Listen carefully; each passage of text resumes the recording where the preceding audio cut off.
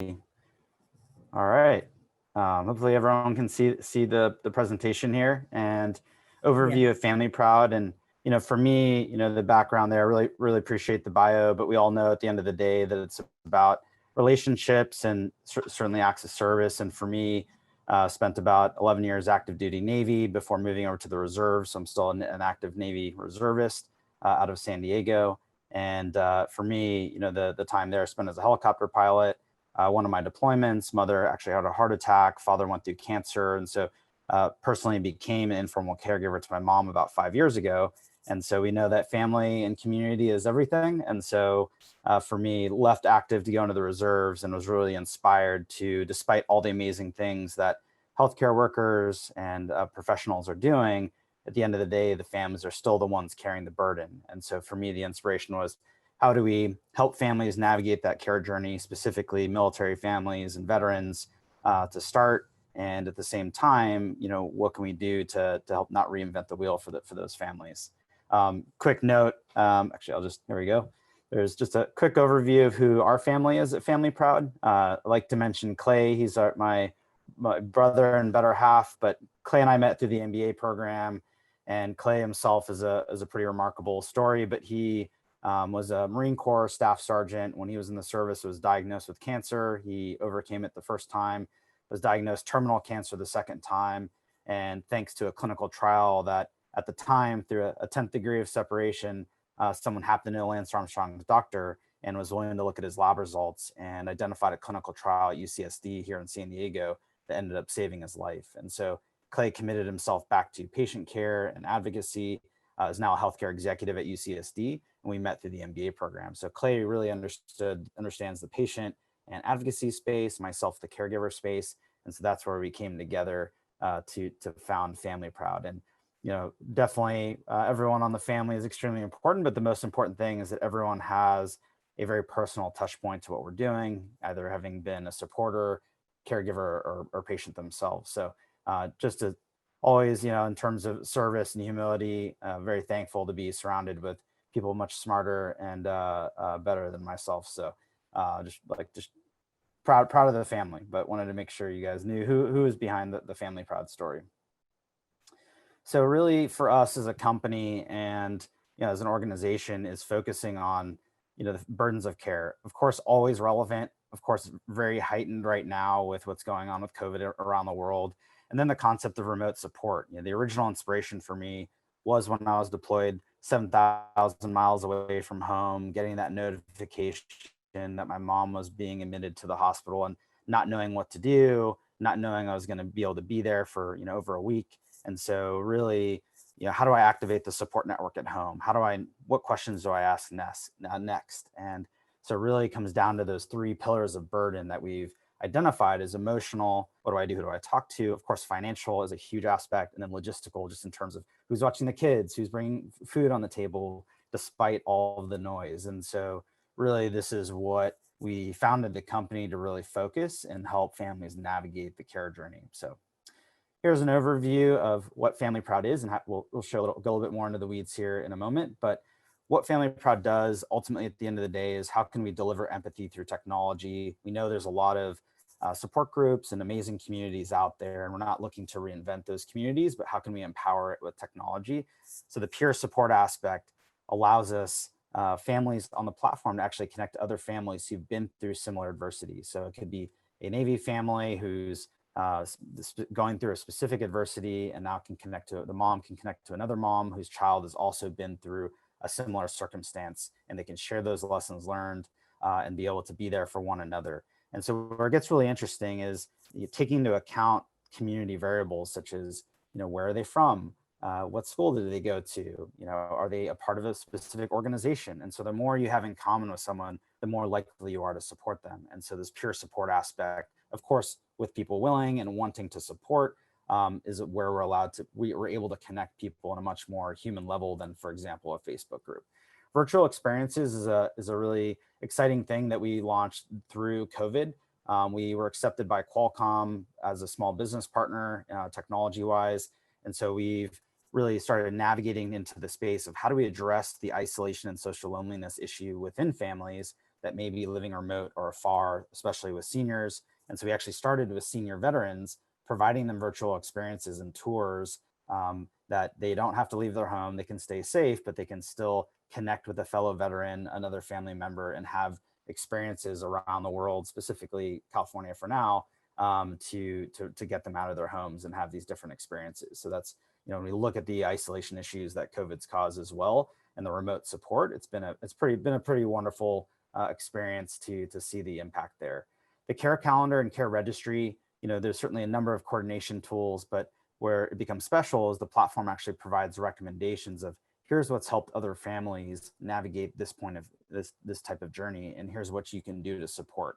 I think that's oftentimes a large question of how can I help is a major question. And so the ability to provide that, answer that question for a lot of the support network without making it a specific ask is really what makes that special. The care registry is, think wedding registry, but for patients and families.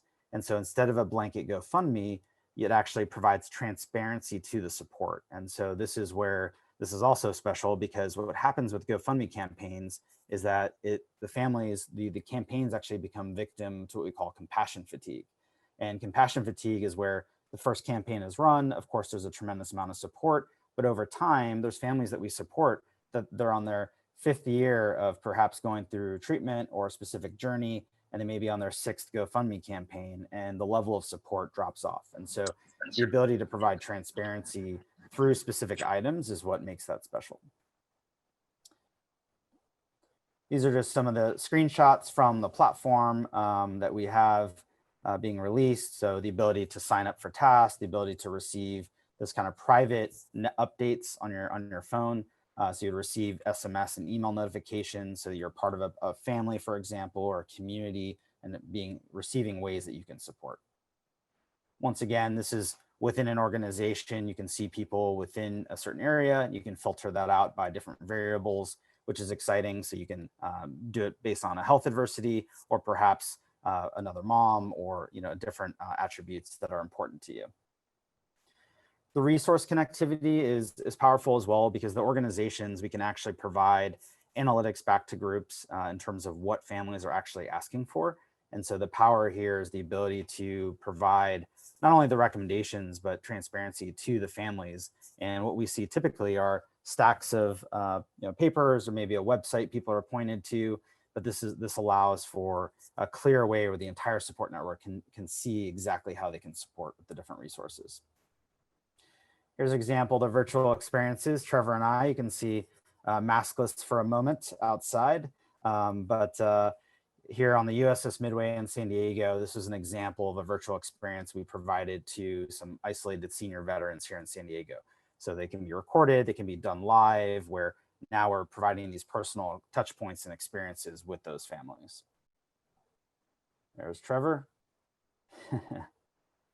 So ultimately, end of the day for us, when we talk about serving others, is making the support easy. So allowing people to sign up for the tasks, they can contribute funds to the care registry, so they know exactly where those funds are going to support families, whether it's the care items, food on the table, helping with the transportation. And the unique thing is that every family is different. Some families are looking to keep food on the table. Others, there's perhaps more complex care items, but this allows for the transparency that we facilitate through the technology. And then of course, the virtual experiences. So the organization aspect, this was an interesting thing that we were initially started at a Rady Children's Hospital here in San Diego, expanded to support Air Force families, is really that the organizations themselves recognize that they would like a private platform for the families within their organization. And so we can provide, once again, the resource alignment, the impact engagement that a lot of organizations may not necessarily have, especially in this remote times with COVID. Just active support. So specifically for Rady Children's, 150 families, but we are supporting several hundred, the Air Force, a number of partnerships. So just sharing kind of where we are as a small company, but really focused on creating value for families and serving the community. And just want to share kind of our advisor team here in terms of the healthcare technology space. We've been very mindful and intentional in terms of who is part of our family and is mission aligned with what we're doing. I think, what we have is, in terms of the North Star and mission focus, is really important to serving the families and the caregivers that we're serving, but need to make sure that we're, of course, aligned with the right people. So really, this a brief presentation, and happy to dive into the platform as well. But, for us today, we're just looking to spread the word of Family Proud. Certainly recognize that there's a unique potentially support case for supporting families from Guam or in Guam around the world, in terms of that sense of community and providing something that's more tangible than a Facebook group and actionable to families in need. Of course, definitely appreciate feedback to what we're doing, but as well as introductions that are pertinent to where we are today, in terms of course, if there's any families in need, we can help facilitate ways for others who are interested to support families. Of course, if there's families that are looking for need, we're happy to support them. And then, of course, if there's organizations that find value in what Family Proud does, whether as a white label for their organization or just organically to families that they're looking to support, we're happy to support. And ultimately, at the end of the day, once again, back to relationships, we certainly appreciate any mentorship and advisorship that comes from the Rotary community, and definitely appreciate everyone's time. Ultimately, for us, vision-wise, is the healthy families and community. And I'll keep it brief and save time for questions. But thank you for everyone's time.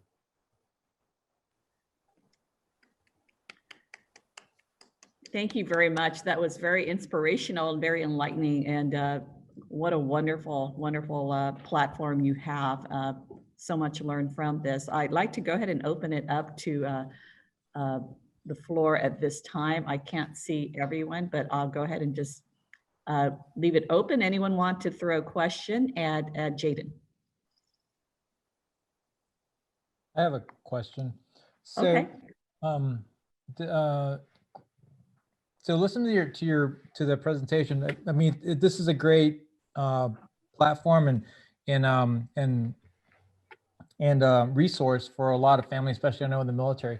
So, are you currently just regional to the Southern California area, or are you at a global reach? And if you are, like, do you have I guess points of contact in the East Coast or in the Midwest or in the southern part of the United States to get involved? And are you focused more? I know there's a lot of questions. And are you focused more on the military aspect, or just as a community at a whole? And my third question is, are you a nonprofit? Yeah, great question. So yeah, right out of the gate, we actually are a for-profit. So we are an impact company. The beauty is that there's no cost to the families. And, of course, the follow-on question is, well, how do you, make money as a small business? It's licensing through organizations to support their families. And of course, we provide the tangible ways that provides support for them. In terms of the focus, it is focused on military families right now, but we're actually right at that cusp of, we recognize there's a ton of crossover to, for example, rare disease, cancer. There's a number of crossovers to other types of communities, families, organizations. And so we are in the process of expanding that scope. We did start with military families, however. And then as well, in terms of scope, it is mainly regional. However, we are, and that's part of, certainly the introductions, is looking for strategic partners to be able to broaden that scope outside of regional. And we recognize that, providing the platform to a community organization allows, if they're licensing it or co-marketing it, allows them to share it with their community. So it can be dependent, it can be supported by resources that are already in place, since we're not necessarily reinventing the wheel by partnering with a strategic. So hopefully that answered some of those questions. Thank you very much. Any other questions someone want to throw out?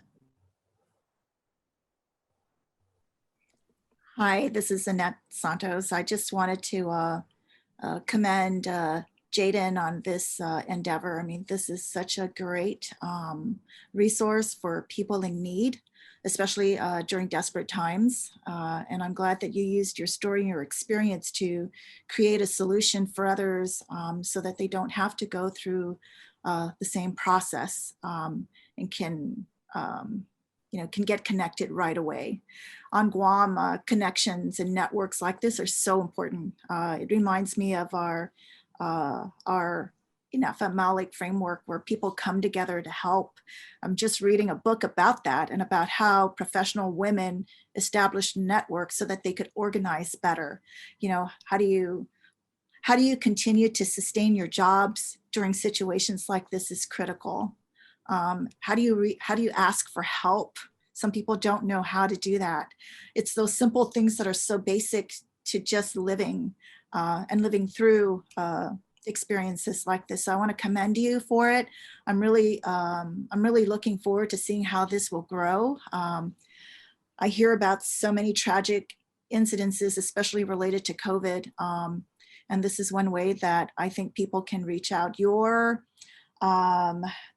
That one part where you bring the outside in through that experiential connection, I think is so critical for, like, I think about COVID patients in the hospital who don't have people with them in the rooms, and that I think itself can just give them some level of hope that can mentally heal them physically. So great kudos to you and your team, and I look forward to your continued growth. And at some point I'd like to reach out and see what else this platform offers. Thank you. Thanks, Annette. Yeah, appreciate it, and definitely, resonates. And it's pretty amazing, a lot of the behavioral science component to it, and that's why we believe, there is a right way to do it. There's a lot of technology out there, but in terms of doing it the right way with empathy and taking into account, the journey, and that every family is different, respecting that, what language they may speak, what culture they come from, and so accounting for those community variables is, I think, what's different than it's a static group. And so, with that said too, I think, along the lines of, there's our focus, and of course there's, pathways for us to grow, but at the same time, we're happy to support small nonprofits that do have community, that are looking for something more than a website, or looking for technology to support their community. We're happy to do that. Our focus is creating value. There's the aspect where we're looking for larger organizations from a business perspective, but at the end of the day, if there's families in need, and a smaller organization can have value and it can support their families, we're happy to work with them, as a nonprofit, in terms of supporting them as a nonprofit and supporting their families at no cost, in terms of the impact it has to the family. So if there are organizations that are smaller that maybe looking for an alternative than Facebook, and believe in this activation of community, we're happy to support them. Wonderful. Thank you so much. Does anyone else have any questions? I can't see all your faces, so go ahead and speak this out. is Zani, President Enriquez. Hello, everyone. Good morning and good evening, as the case may be. I used to work for the University of Guam for 12 years, up until earlier this year, where I joined the Guam Department of Education. So, we all know that COVID-19 has drastically changed the way we live, whether it's emotional or financial or otherwise, but it affects family and the work environment that we're at. So my question really, Jaden, is that, I really never got out of the education environment, and now we're dealing with primary, secondary, and high schoolers at the Department of Education. So what opportunity do we have to service these students? The greatest challenge now with the Department of Education is imparting the online education to the kids. That means that we deal with computers as a way of doing distance learning. We deal with the connectivity within the island, which is not that great. And also we deal with other parents that have really that struggle to learn technology, for one thing. You give them the laptop, but they don't have the technology to kind of use it, to impart that education to their kids. So I'm thinking about that line where we are really doing service for the, for the community. This is the new normal as we speak, but what can we do? What other alternative can we explore, or what's available uh, for us to get engaged in terms of maybe student support? Yeah, great. Thank you for sharing that, and very timely. When we look at, it's important to be open to how to support, and the fact that there's a technology in place is, being open to those opportunities. And so, really when we looked at supporting, for example, families, students, an environment, we know that the majority has a phone, perhaps not laptop or computer, but most people have a phone across the spectrum. But the ideas we actually came up with, and this goes to the point that family is not just those that you're related to, but your community, your organization, your school, your church. What is important to you is your family. And so the ability, for example, to say within a school, both to share a type of platform for families to support one another. So those who are willing to come on a school's platform to share what the needs are of their family, and they can perhaps do it anonymously. And so that way there's that respect of privacy and that pride aspect, but the ability to say, these are my needs. I need these types of school supplies, or, these are the shortfalls at home. So the organization and community can identify where there are needs and gaps, and then facilitate the support for those families. And so it provides a way for people to, really identify what the actual needs are within the community through a family facing platform that's organic. And for example, the registry, that could be substituted with school supplies and, different and food. And so now there's a way for sponsors or other people to support other families within their community. There are 5 families within the community that need notebooks. I'd like to support that. And now those are facilitated to those families, right? So I think there's a unique aspect to support the student and family side, of course. And then conversely, I think there's an aspect to support the teachers and staff. Same thing. Teachers within a school organization, that these are the needs of my classroom, that, I'm short on these supplies, or these are my shortfalls, while in order to support the families that or the students that I'm teaching. And once again, being able to facilitate that through technology. So it's almost like a bridge in the services between community, organization, and family. And the beauty is the families in the middle of that triangle, and facilitating, all 3 areas of support through technology. Wonderful, wonderful information. Do we have any other questions from our group? I had a question with regards to your digital care kits, Jaden. I was wondering if you could touch on that, because I saw that it talks about like gift cards and things that you can add to the care kit. So if you could talk about that. Yeah, thanks for bringing that up. And so the Care Kit was an initiative that we launched we identified that there is a number of people looking to support, but don't necessarily have perhaps a family or a need, or just looking to support others. And so the Care Kit is a way for others to sponsor a Care Kit that then gets provided to a family identified by Family Proud that's in need, whether it's a military family, a family going through cancer, a caregiver. And so we then facilitate the Care Kit. And the Care Kit includes, they're personally curated for a family. So based on the need, a family's reached out to us, says, here's my need. It could be financial, I'm going through cancer treatment, or it could be food, in terms of impact to job loss. And so we curate a package, a digital care package, if you will, that includes recommended resources, people to talk to that are essentially willing peers to connect and help them through that journey, as well as credit that can be used on the registry towards their need. So it could be, money towards the registry, but that way we know that those funds are being used on vetted items, whether care items, food, transportation, versus, not knowing where that cash flows to a family that's in need. And so it's not only accountability to sponsored funds, but also that kind of whole of the emotional, the kind of logistical, and the financial aspect. Thank you, Jane. Did the resources come in other languages as well, the materials?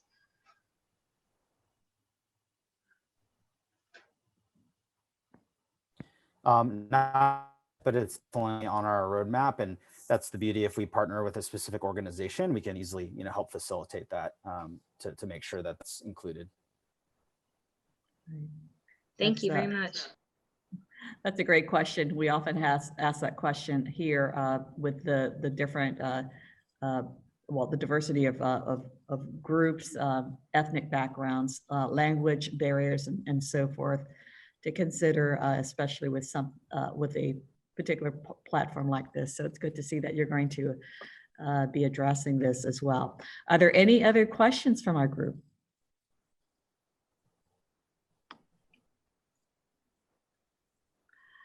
Well, I don't see any more questions, and I greatly appreciate the presentation by Jaden. Jaden, thank you so much for enlightening us. Wonderful, wonderful demonstration of people in action and service beyond self, which is really what we are all about as Rotarians. And fantastic presentation, fantastic content. Thank you so much. Thank you, Director Mary Kate, for finding Jaden for us and linking him with our to Guam and to our e-club. Very happy to have you. And so we'll be sending you a note sometime very soon.